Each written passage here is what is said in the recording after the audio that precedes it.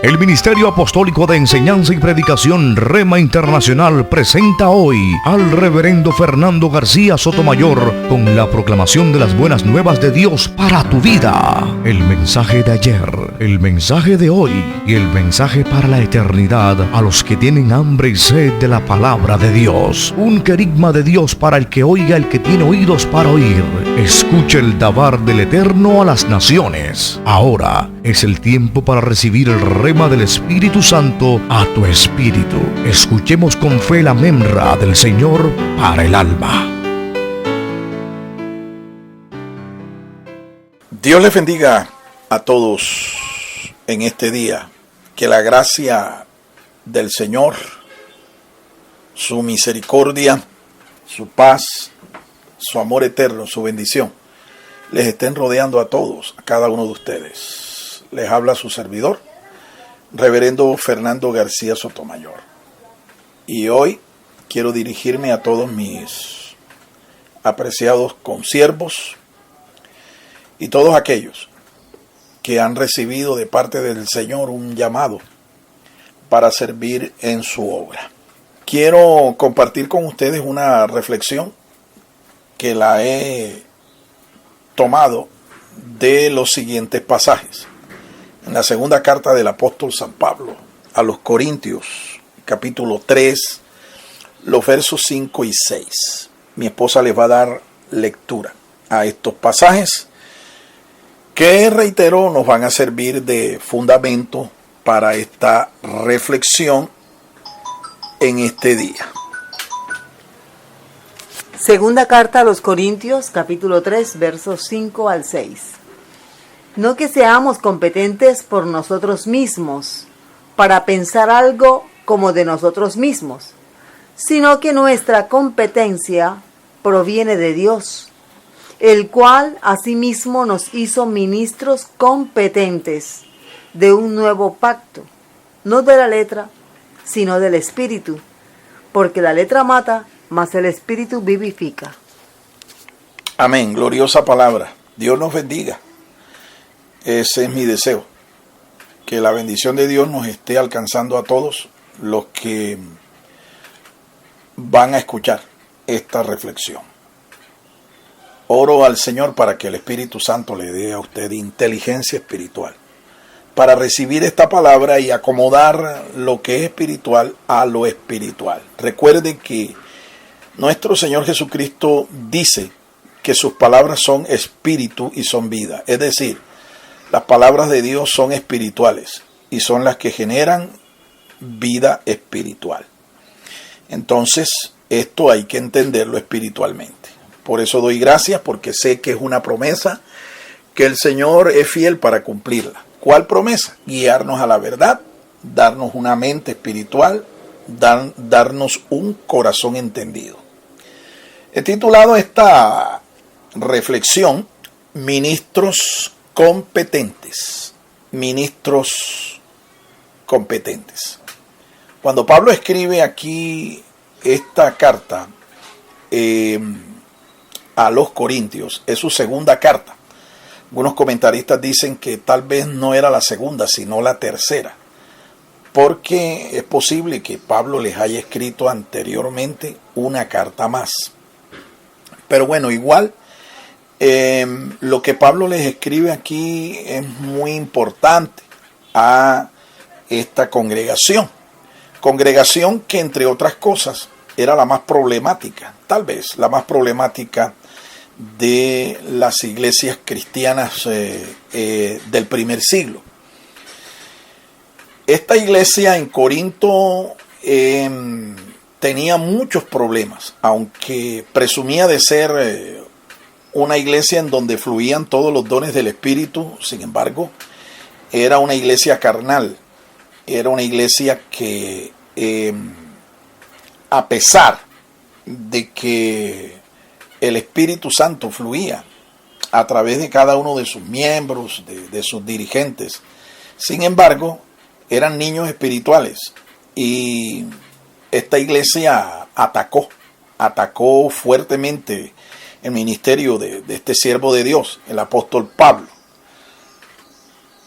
Pablo les escribe en esta segunda carta con un propósito. El propósito del apóstol es hacer una defensa apropiada, una defensa firme de su ministerio.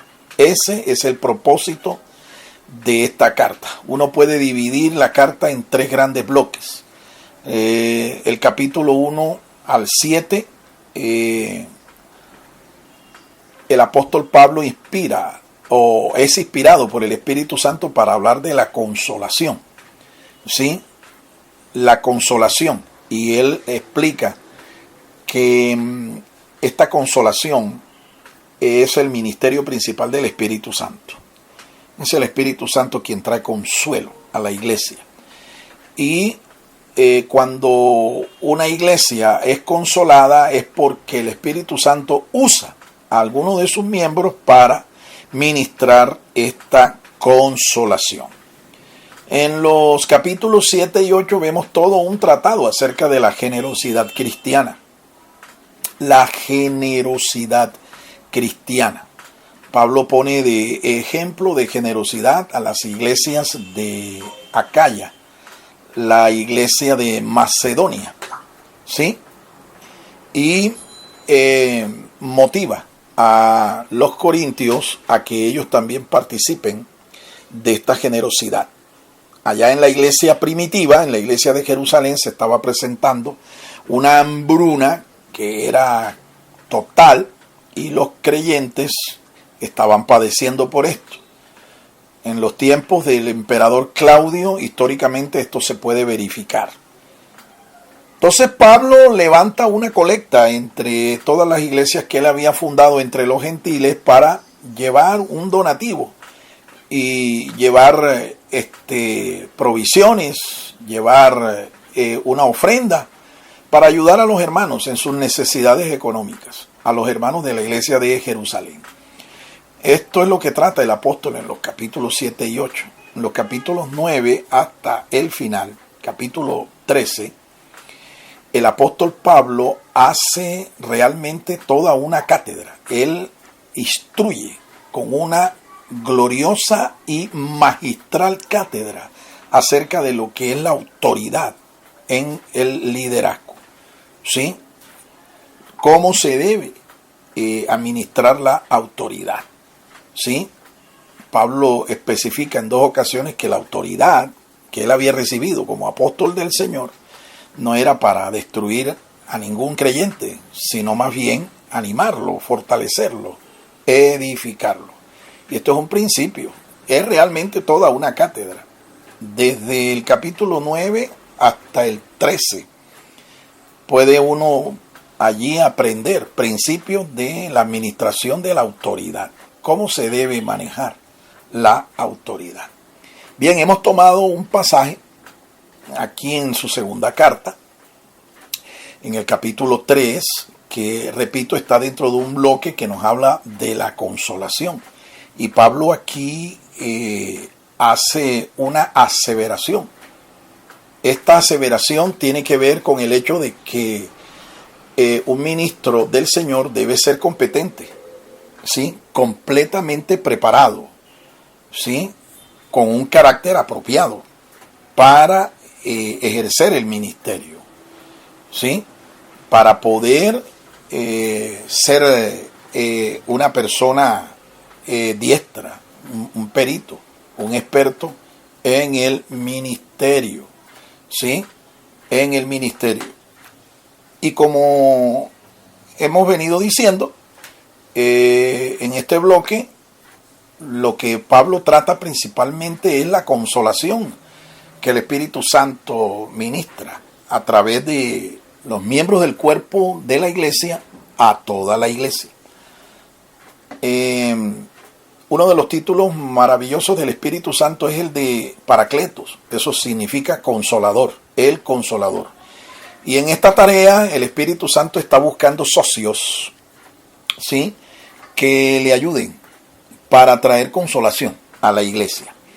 Pablo habla de que esta es una competencia que es necesaria para todo ministro.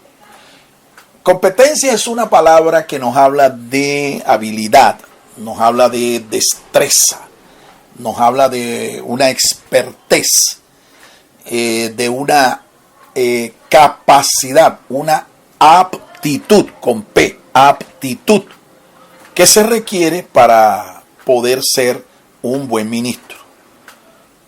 Esta competencia, el apóstol dice aquí con claridad que proviene de Dios.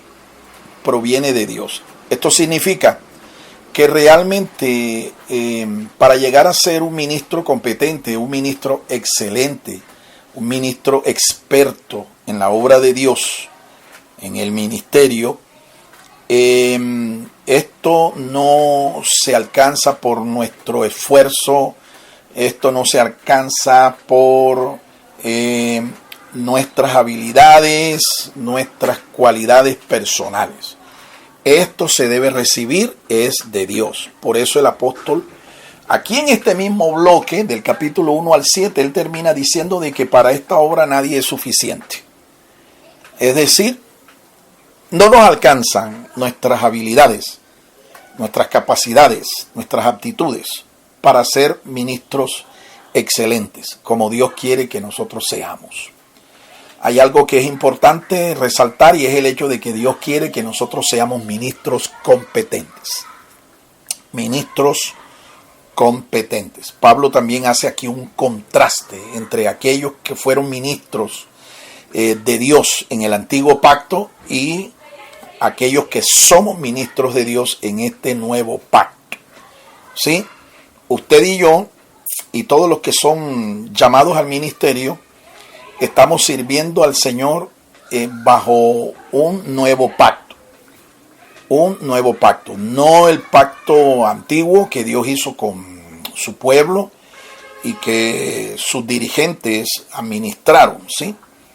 Sino el pacto, no del Sinaí, sino el pacto que Dios hace con nosotros en Cristo Jesús. Les recuerdo que este pacto se inició la noche en que el Señor Jesús celebró la cena pascual con sus discípulos, tomó la copa y dijo: esta copa es el nuevo pacto en mi sangre. De ese nuevo pacto estamos hablando. Inició allí, un nuevo pacto establecido sobre mejores promesas, mejores sacrificios, un mejor sacerdocio.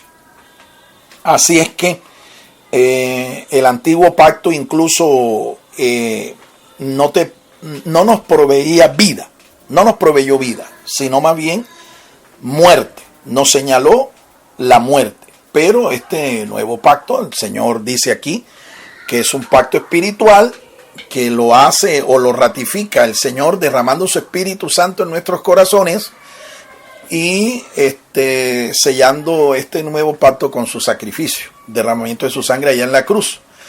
Y que es este Espíritu, el Espíritu Santo de Dios, el que produce realmente vida, ¿sí? Y no como el antiguo pacto, que lo que generó fue muerte, o señaló la muerte. Es el nuevo pacto entonces, el pacto que el Espíritu Santo ratifica, ¿verdad? Con su presencia en medio de su pueblo, el que nosotros, el pacto bajo el cual estamos nosotros hoy sirviendo al Señor. Bien, es importante entonces, nuevamente resalto el hecho de que Dios quiere que usted y yo seamos ministros competentes. ¿Sí? Que seamos ministros excelentes, preparados, ministros de altura, ¿sí? No ministros sencillamente que se autollaman a sí mismos y que no se preparan para servir al Señor en este ministerio. No se preparan, no se educan, no se interesan. Mire, hay un refrán que es muy conocido. En el mundo es muy conocido y creo que en la iglesia también. Muchos de ustedes tal vez sí lo conozcan, lo han escuchado. Dice: mientras que el mundo, para empoderar a sus dirigentes, llama a los más competentes, a los más preparados, Dios prepara, Dios adiestra a los que son llamados. Efectivamente, así es. En el mundo hay una competencia secular para ocupar, para empoderarse de los cargos de dirigencia. ¿Sí? Hay una competencia y, bueno, lamentablemente muchas veces esta competencia es desleal. ¿Sí? Porque la gente que hoy está ocupando muchos cargos seculares en el mundo no lo han hecho por méritos, sino de una manera desleal, ¿sí? De una manera completamente desleal, no en una manera honesta, sino desleal. Bien, entonces, muchas personas que han sido llamadas al ministerio y son confirmadas en este llamamiento sagrado, rehúsan prepararse, rehúsan educarse, ¿sí? Rehúsan recibir instrucción para llegar a ser ministros competentes, ministros de excelencia, ministros instruidos, capaces, aptos para la obra a la que fueron llamados. Algunos se excusan, y esto es lo más frecuente que yo he podido escuchar en 40 años que llevo de estar entrenando, preparando, educando ministros para el servicio al Señor. Me dicen muchos, lo que pasa, pastor, es que yo no tengo tiempo, estoy muy ocupado. Y algunos de ellos están ocupados justamente en el ministerio. Han perdido de vista estos consiervos que lo más importante no es servir, ¿verdad?, al Señor de la obra, que lo más importante es no solo servir al Señor de la obra, sino ocuparse del propio Señor, ¿sí? En vez de estar ocupados todo tiempo, pleno tiempo en la obra del Señor, es más prioritario y es más importante ocuparse en el Señor de la obra. ¿Sí? No sé si me logran entender. Algunos dicen que no tienen tiempo es porque están sirviendo en la obra. No tienen tiempo porque están ocupados en la obra del Señor. Pero yo creo que lo más importante es servir y escuchar y aprender del Señor de la obra. Por eso esta excusa para mí no es válida. La otra excusa que es muy frecuente es de que no tienen dinero. Sí, porque la educación, la instrucción, la preparación tiene un costo. Y hay que meterse la mano al drill, ¿sí? Para pagar, ¿sí? Para financiar los estudios que te van a preparar. Repito, estos estudios no son para usted convertirse en un pastor. Los estudios son para prepararte, para que tú recibas herramientas. En ministerio, el llamado al ministerio lo hace Dios, pero nosotros tenemos la responsabilidad de prepararnos, ¿sí? Adquirir herramientas que nos van a ayudar a ser fieles, nos van a ayudar a ser competentes para el ministerio. Esto quiero dejarlo absolutamente claro, porque hay mucha gente que cree que después de estudiar 3, 4, 5 años, ya ellos deben ser reconocidos como ministros, como pastores. No. Yo soy el rector de una institución de preparación ministerial, bíblica y teológica. Y yo siempre le hago entender a la gente que yo no doy llamados al ministerio, ni mucho menos reconozco con credenciales a alguien que estudió y aprobó sus estudios, ¿ve?, para el ministerio. Sencillamente lo que nosotros hacemos es proveerles herramientas, ¿sí?, para que sean diestros, para que sean hábiles sirviendo al Señor en su ministerio. Estas son entonces las excusas más frecuentes. Pero yo te quiero hablar de 3 más que yo he descubierto en este trasegar. 3 excusas más por las cuales la gente no invierte en su preparación, no invierte en su educación, en su formación. 3 excusas, 3 motivos por los cuales muchos no invierten en su ministerio. Número 1, porque consideran que esto no es prioritario para ellos. Esto no es una prioridad. Es decir, esto no es una necesidad de primera mano. ¿Sí? No lo consideran prioritario. Y esto es un tremendo error. Una tremenda equivocación. Porque en la vida del Señor Jesús, que es nuestro ejemplo como pastor, el obispo, el mega pastor de nuestras almas, nosotros vemos que él tenía una prioridad. Y eso se los enseñó a sus discípulos, a los que posteriormente envió como apóstoles. ¿Cuál fue esta prioridad? En la vida del Señor eran 2 cosas. 1, cultivar su vida de oración. Y 2, un compromiso con la palabra. Él fue el heraldo de Dios, el portavoz de Dios.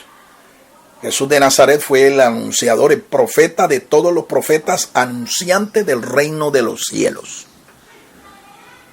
Esta fue la prioridad en el ministerio del Señor. ¿Sí?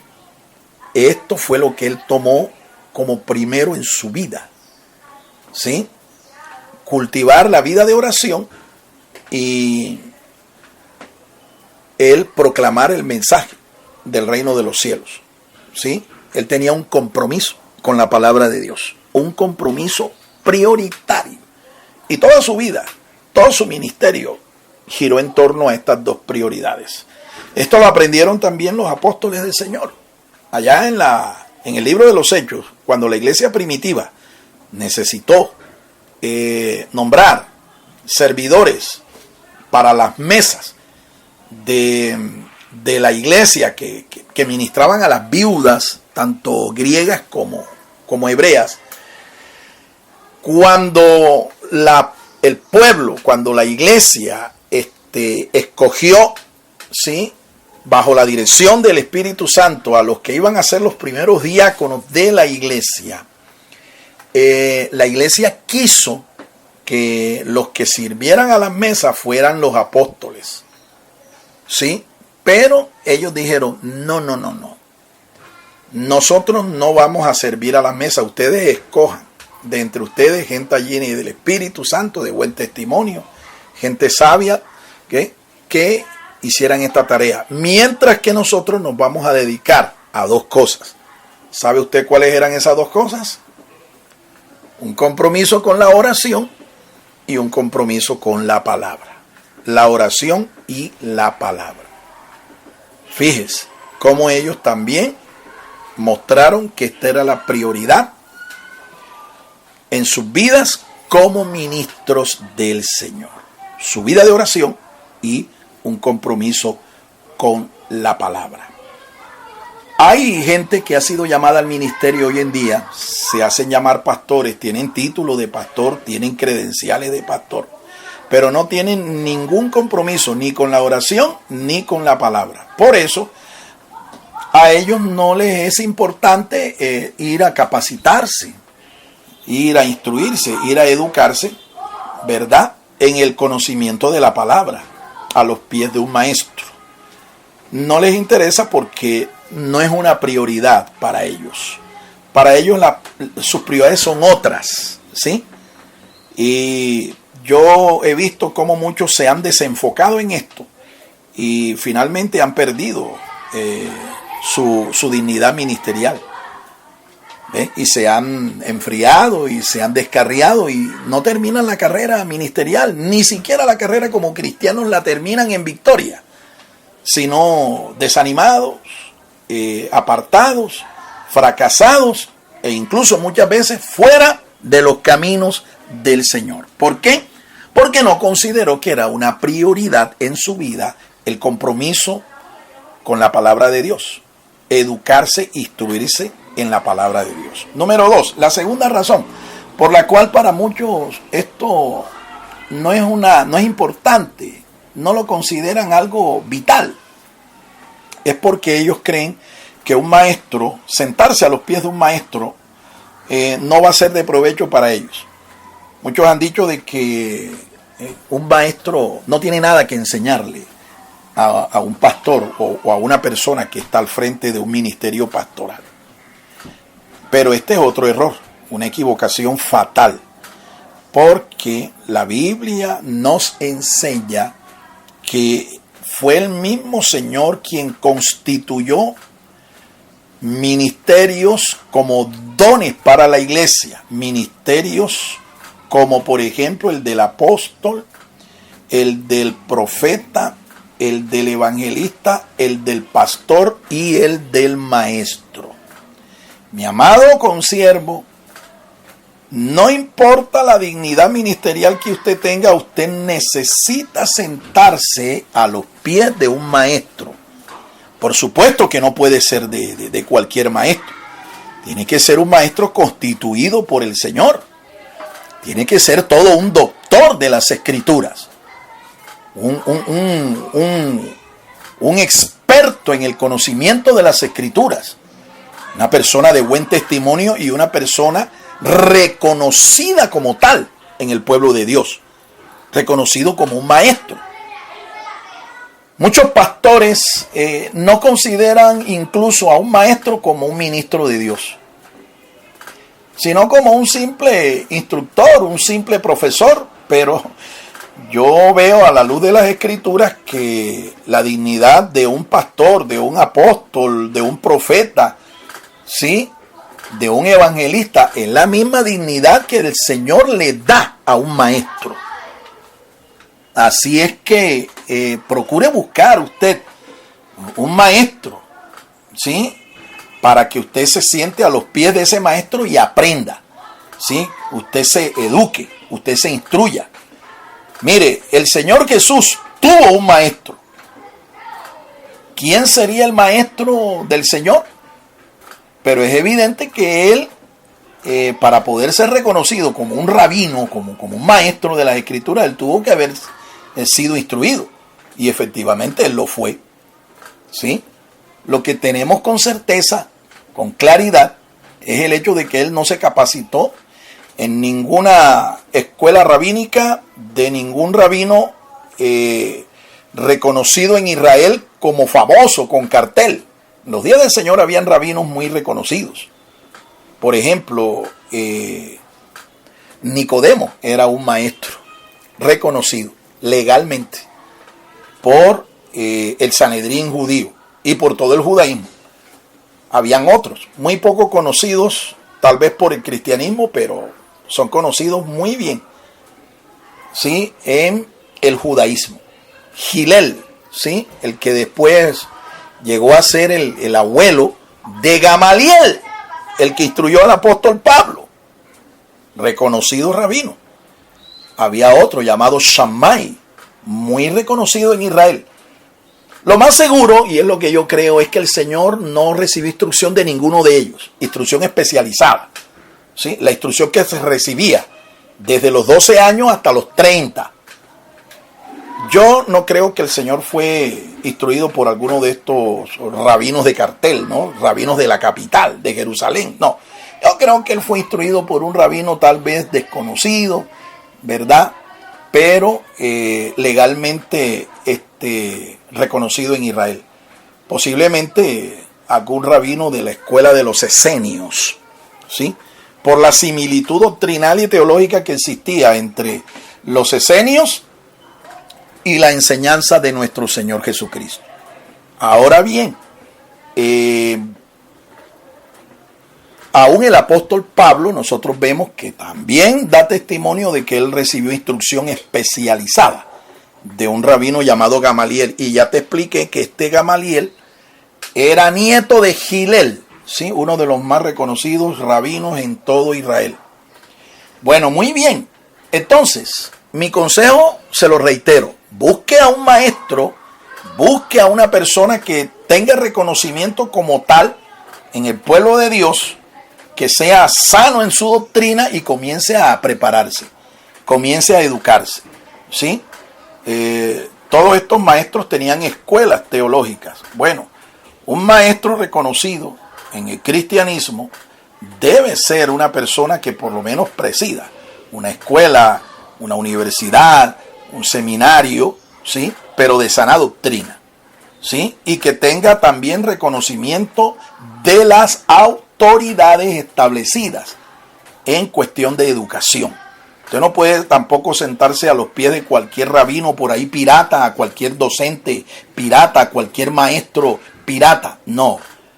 Tiene que ser una persona reconocida por las autoridades. Reconocida por las autoridades de este tiempo, ¿sí? Bien, la tercera razón por la cual muchos me han dicho a mí que no, que ellos no están dispuestos a invertir en su ministerio, a colocarse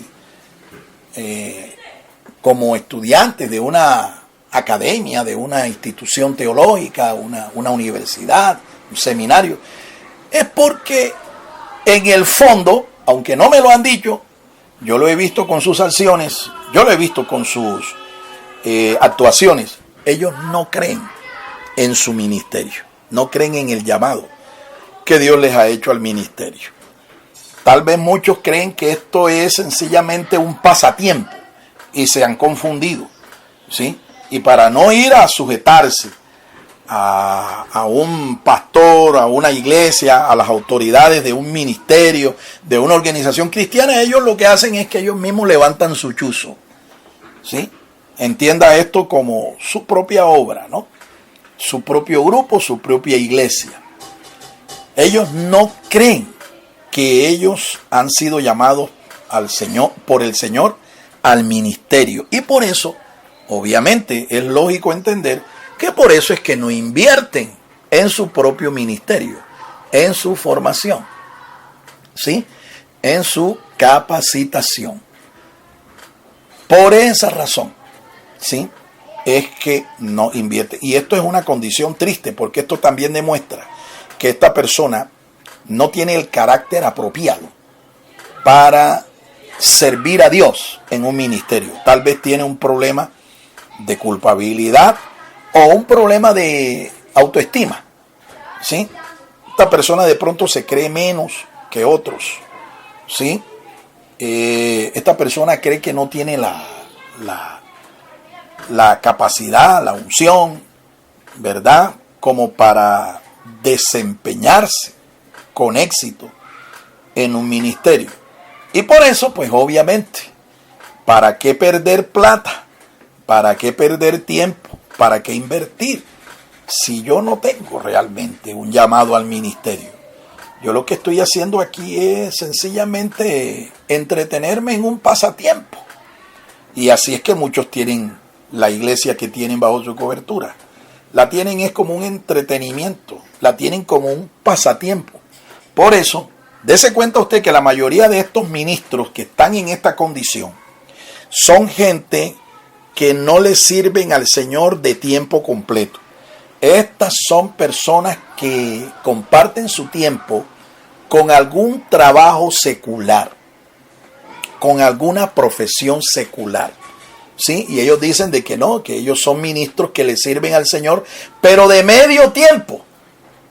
En la práctica nosotros podemos ver, yo lo he podido ver, ¿sí? Bueno, y ver es un decir porque ustedes deben saber que yo soy invidente. Pero esto me sucedió apenas fue hace 8 años. Y yo tengo 41 años de estar caminando con el Señor. Así que usted saque las cuentas. Yo sí he visto muchos que le sirven al Señor medio tiempo, pero en la práctica, cuando tienen que hacer una actividad ministerial y se les cruza con una actividad laboral, con una responsabilidad, con su oficio, con su puesto laboral, ellos escogen lo secular, ellos escogen lo profesional, sí, en el mundo, obviamente, antes que realizar y cumplir con la actividad en la iglesia, en el ministerio. Eso yo lo he visto muchas veces. Entonces, con mucho respeto, pero yo no creo en estos ministros que se hacen llamar hoy en día y que ministros bivocacionales, es decir, ministros con 2 vocaciones. Yo creo que en un tiempo sí es posible que usted tenga que compartir su tiempo, ¿verdad? Con un trabajo, con un oficio laboral, con un oficio secular, porque al principio uno en el ministerio, lo que le toca más es sembrar tiempo, recursos, dinero, todas estas cosas antes que cosechar. Bien, pero yo creo que ya llega un momento en que la obra, ¿verdad? Es capaz de autosostenerte. La obra te provee lo que tú necesitas para tu sostenimiento. Y es entonces cuando tienes que tomar la decisión de renunciar a esto secular y comenzar a servir a Dios de pleno, con el pleno tiempo, ¿no? De tiempo completo, como le llamamos, ¿no? De tiempo completo, ¿sí? Creo que esta decisión muchos hoy tienen que tomarla, ¿sí? Porque imagínense usted, claro, uno puede explicar muy fácilmente por qué es que estos ministros tampoco se deciden a invertir en su propio ministerio, ¿sí? Yo lo entiendo. Es que ellos están viviendo, ¿verdad?, de lo que produce su trabajo secular. Ellos no viven del ministerio. ¿Me entiende? Pero cuando usted depende del ministerio, usted vive por fe y para la fe, vea, usted tiene que dedicarle todo su tiempo a la obra de Dios, porque hay un principio que Pablo le enseñó a todos los pastores. Pablo, en las cartas que escribe a sus pastores, a Timoteo, a Tito, a Filemón, él dice claramente que el labrador, para participar del fruto, debe trabajar primero. Y trabajar de tiempo completo, mi amado hermano. Trabajar de tiempo completo. Yo conozco en esta condición a muchos ministros, ¿sí? Ministros que se hacen llamar ministros bivocacionales. Incluso conozco a uno que en una ocasión dijo, bueno, yo le sirvo al Señor, pero el Señor me tiene que bendecir a mí en mis negocios. ¿Sí? Y él se jactaba de que él estaba al frente de 7 frentes laborales. ¿Ve? Y lo que le quedaba de tiempo era lo que él invertía en la obra de Dios, en el ministerio. Mire, mi amado hermano, esto es engañarse a sí mismo. Esto es engañarse a sí mismos. Si usted realmente quiere alcanzar la altura, ¿sí? La competencia de un ministro del nuevo pacto, aprobado, calificado, un ministro calificado en el ministerio, usted tiene que empezar a cambiar esa mentalidad y a invertir en su propio ministerio, invertir en usted mismo, ¿sí? Realmente, si usted no está dispuesto a pagar el precio de sentarse a los pies de un maestro, dedicar todo un tiempo, quemar procesos, quemar fases, quemar tiempo ahí recibiendo instrucción, capacitación, usted no es suficiente para este llamado. Usted no es suficiente para este ministerio. Renuncie y más bien dedíquese a lo que laboralmente usted está haciendo, si es que está haciendo algo laboralmente, secularmente. ¿Sí? Renuncie. Pero si usted realmente reconoce que al pagar un precio, usted va a llegar a ser realmente un ministro capacitado, instruido, ungido con el Espíritu Santo, dotado de habilidades, de destrezas, téngalo por seguro que usted va a llegar a ser un ministro competente, un ministro calificado. Dios los bendiga, Dios los guarde a todos. Espero sus comentarios aquí por esta misma línea, ¿sí? Mi WhatsApp personal, o escríbame a mi cuenta en la red X, @FaresBenYeshua. Escríbame sus comentarios, sus impresiones, hágame sus preguntas, que con todo gusto, en el amor de Jesucristo, le puedo ayudar con alguna orientación, alguna respuesta. Dios los guarde y que tengan un feliz resto de día.